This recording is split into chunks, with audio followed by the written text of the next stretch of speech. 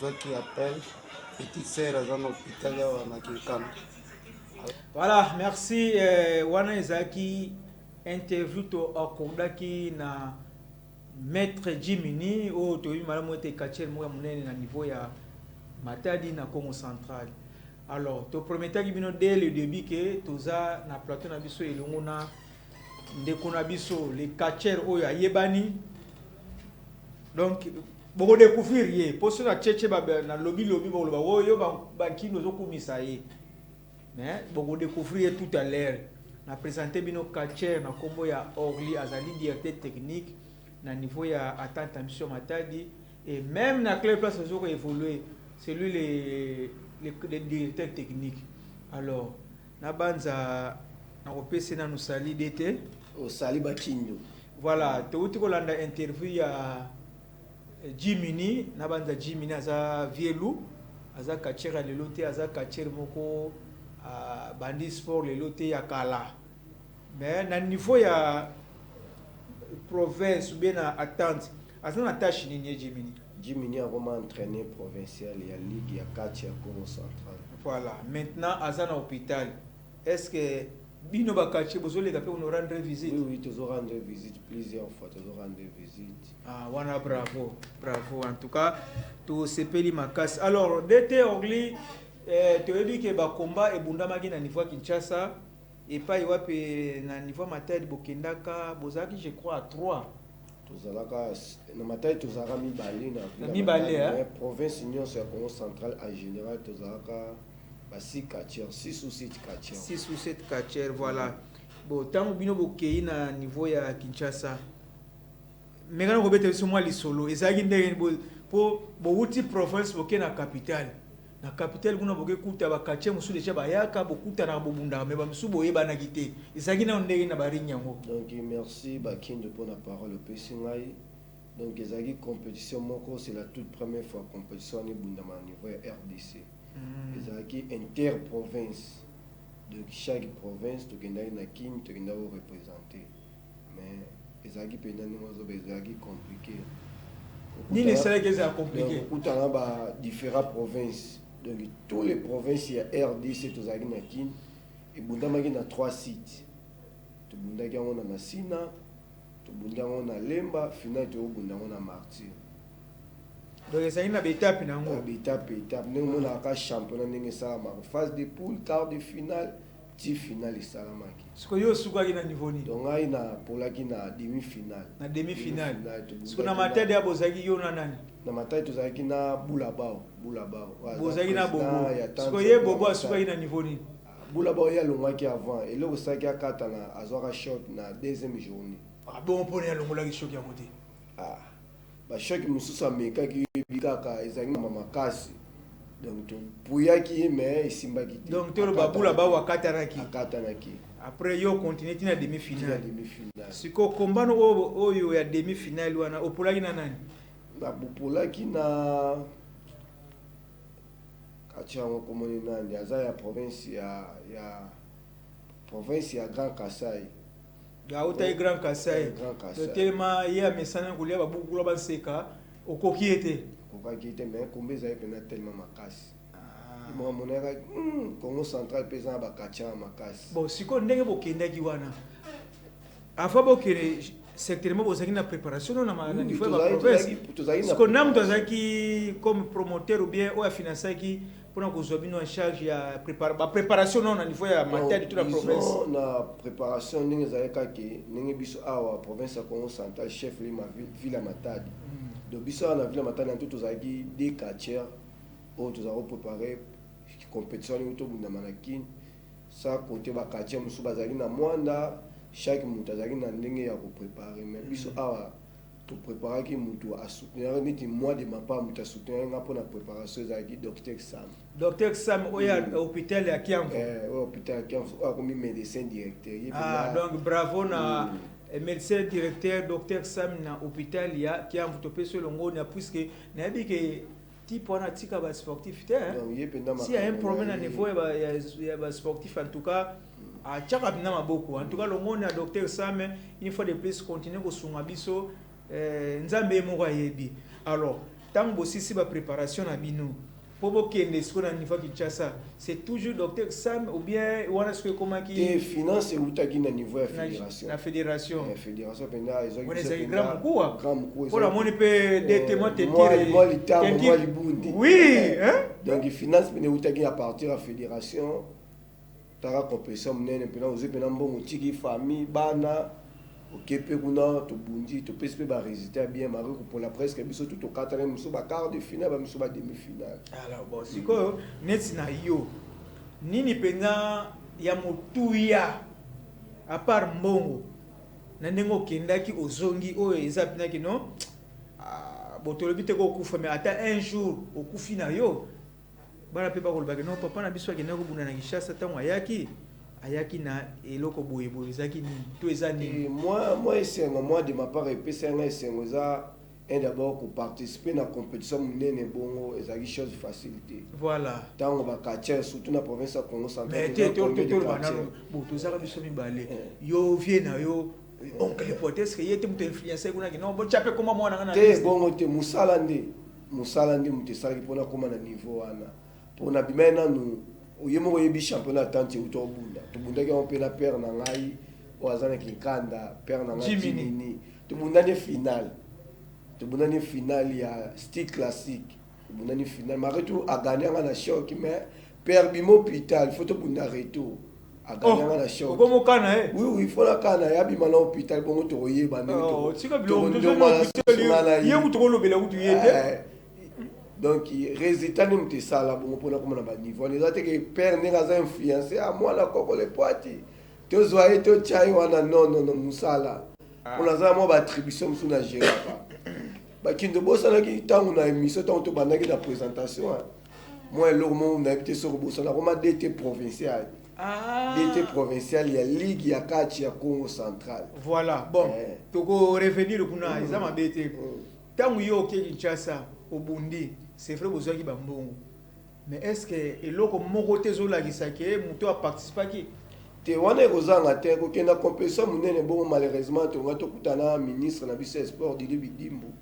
isimbaki te mais ngana yo kai bozwaki balare kuna te moi compétition moi enveloppe kasi enveloppe yo kaka moi enveloppe est-ce que tokobimisa émission yoza gentleman betaka vérité mbala kweza na wewe wana eza cuisine interne non cuisine interne eseleka na mpo nakobimisa monta boye okomona bakoya boye mais eza cuisine interne wana eza cuisine interne mais moi enveloppe akaki eya naboyi te enveloppe moi chiffre ya bien mpe esala mpe makambo ezali ba $15,000 te wana likolo makasi mais ezali moi chiffre moko ya bien bakindi ezali moi chiffre moko ya bien mais lobaka veri oza maître tokobimisa ngo na émission oza maître papa eza information ozopesa na baoyo bazolanda biso soki olobi ke tozwaki enveloppe ya $8,000 est ce que mabe eza wapi tozwaki mwa eloko moko ya bien mais montant nango montant nde eyebani te ya bien kaka eloko moko ya bien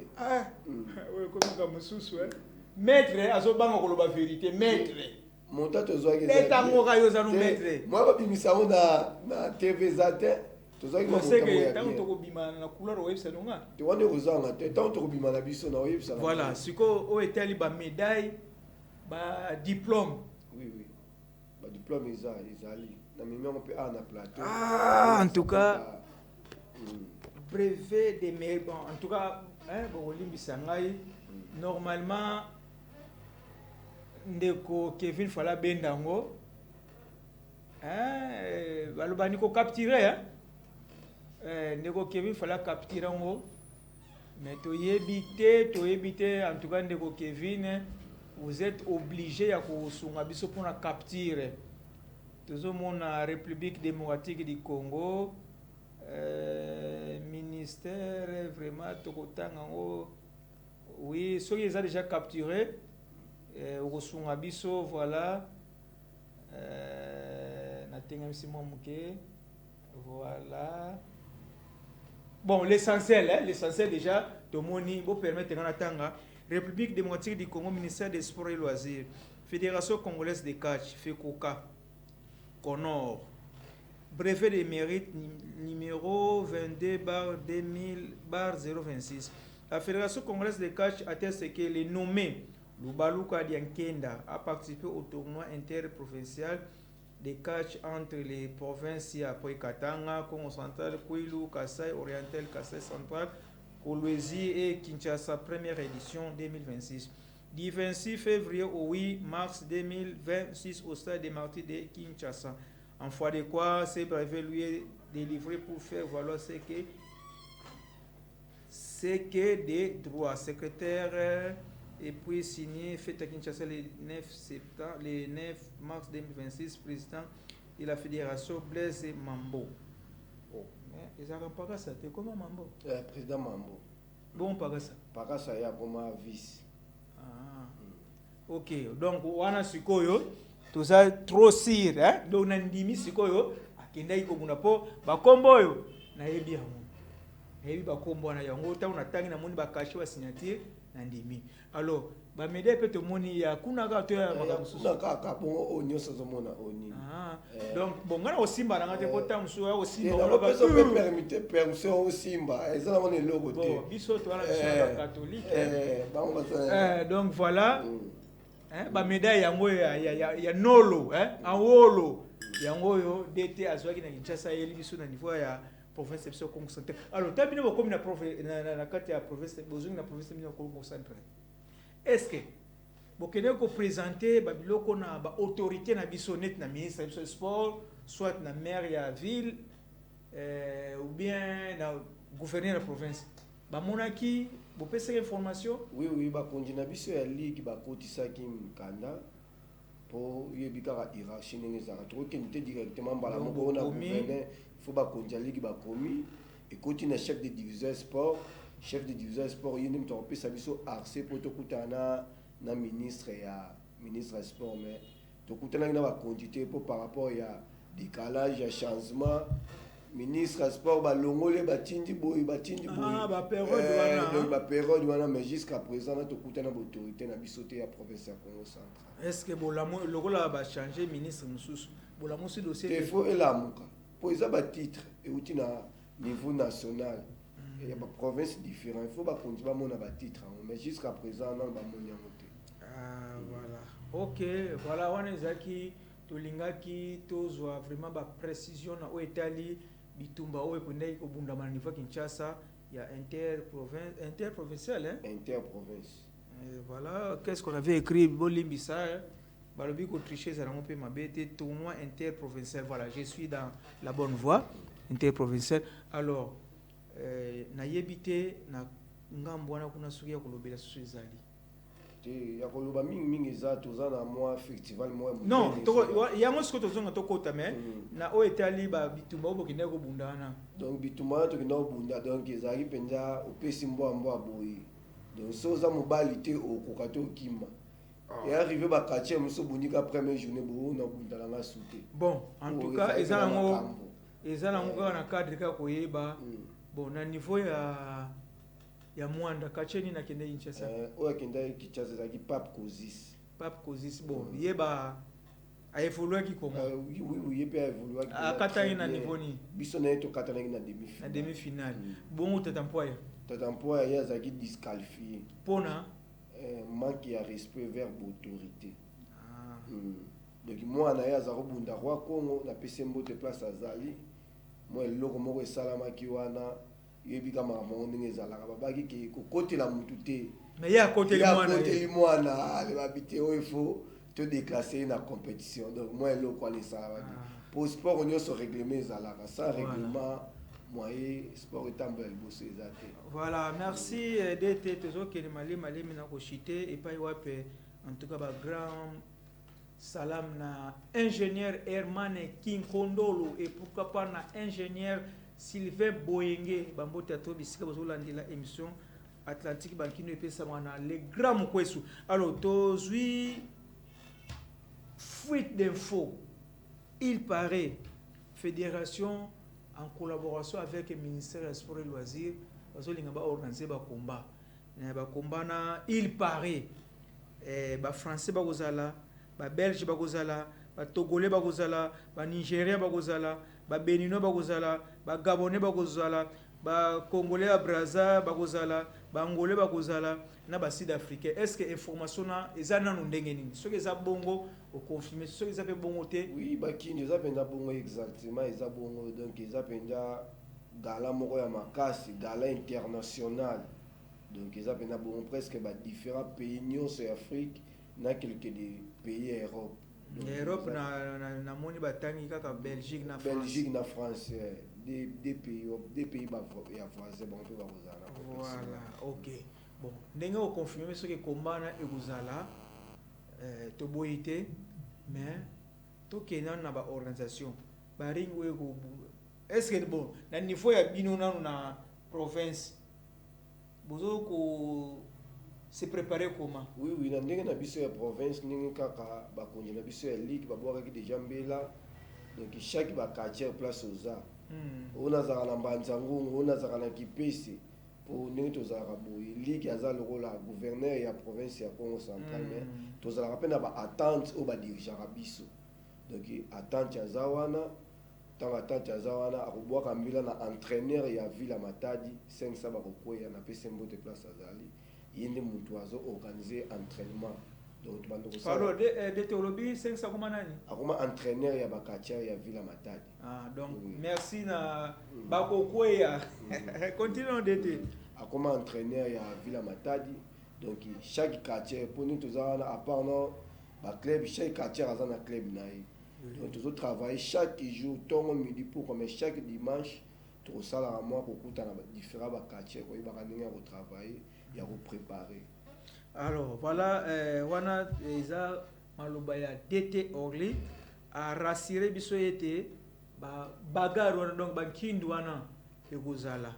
Alors tokoleka na ba précision mususu et puis kuna balobi na biso ekozala kobanda le 7 ti le 9 août et entre autres Shaolin a kosala jubilé donc kombani asuka ekozala le 9 akobunda bon adversaire ayibanité bakonzi bango ba kolobake bo Shaolin matin a ringo bunda na kingandi donc jusqu'à présent Shaolin ayibi adversaire o akobunda na yete mais le 9 août ezali les tout derniers combats ya maître Shaolin et à part ça tozu susu ba soi-disant toyoki yoki soki ndenge nini donc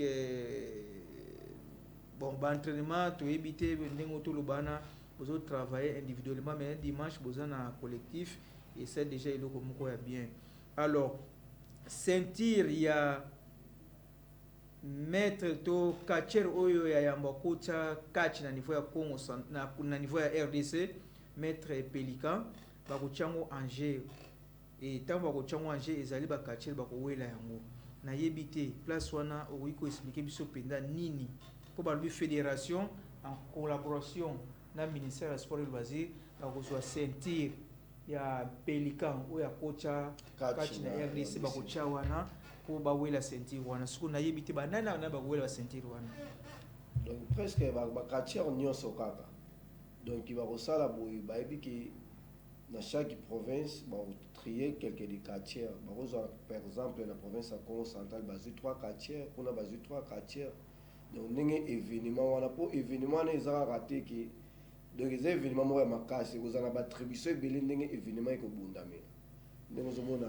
père na biso Shaolin abunda dernier combat na ya jibila zotika catch mon père Pelga akocha catch na RDC il peut ba resala comme donc il tourne en ekobundama donc senti ba kopesa na kombo na yi.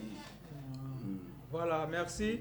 Je crois toujours que ni na suka mais avant que totala combat na ya Kinshasa na lingaki ndeko za na niveau ya Régie TV asunga biso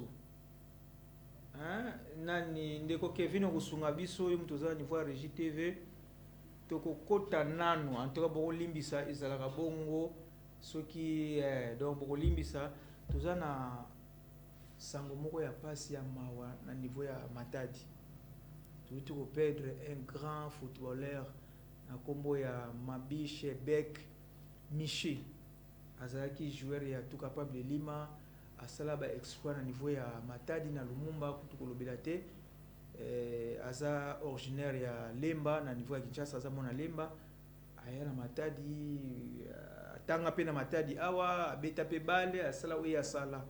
Alors Kevin Muzita au balancer biso image ya Mabiche pour babeke Mabiche akufaki lobby na ba 23h na hôpital ya Kiamvu.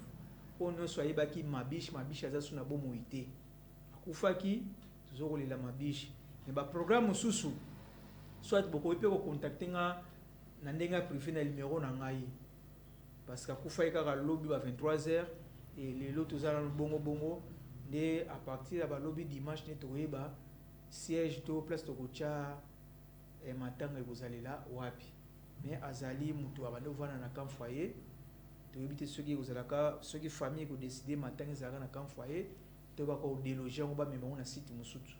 Donc voilà moi est-ce que sengaki na bino ya mwana tozongi siko na ngambo ya DT Orly tozoki na suka je crois komba na yo o ya Kinshasa ya monde ko sala ki to kabola na ngai na yo na imso lelo soki oza na moi 2-3 personnes au pesi bambote au pesi bango bambote mais ngana bandi déjà na docteur Exam na bani ya docteur Exam ya mibale koko le poète ya misatu mère chantou alio bagisa oya yo. Oui, na pesi mbote na mauvais solvé paka na pesi mbote place oza na bo sanité 3 fois PDG Majeko na Kiamvu. Donc ah mais Majeko to liate hein. Ah Majeko ki makinda lobby ozo pesa même ba trésorier nyonso wana boulanger wana bazo sala rien. Na pesi mbote na petit frère nanga c'est Solé Liboma sans oublier élève nanga Kalash criminel. Na pesi mino so bambote oya zimbote na ETC ke tekoyale na miso oyo kolanda. Voilà, merci ngai pe na zongeli susu bana Arebane association de ressources de Bandundu donc ba mwashina mono donc bino tout place bozolandela ndeko na bino bilaki kele wandeke le grand kwesu na pesi no bambote ya trop et bana association Ngwizande Kitomesa Angwika donc mwana tanga bakomona bino nyonso ezate na pesi bino bambote donc ozamona Kitomesa olingi o intégrer association na biso ya bana Kitomesa contacter nga antoa Angwika akoyamba yo. Kevin Muzita tokoloba mingi te chela biso komba oyo DT Orly abundaki na niveau ya Kinshasa tomona ba tactique ya do ba tactique ba capacité ya DT Orly pe tolobi na bino ciao.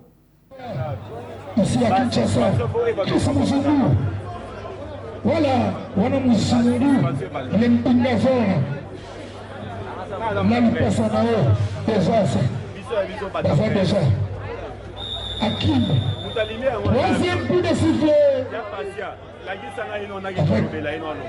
Tapichou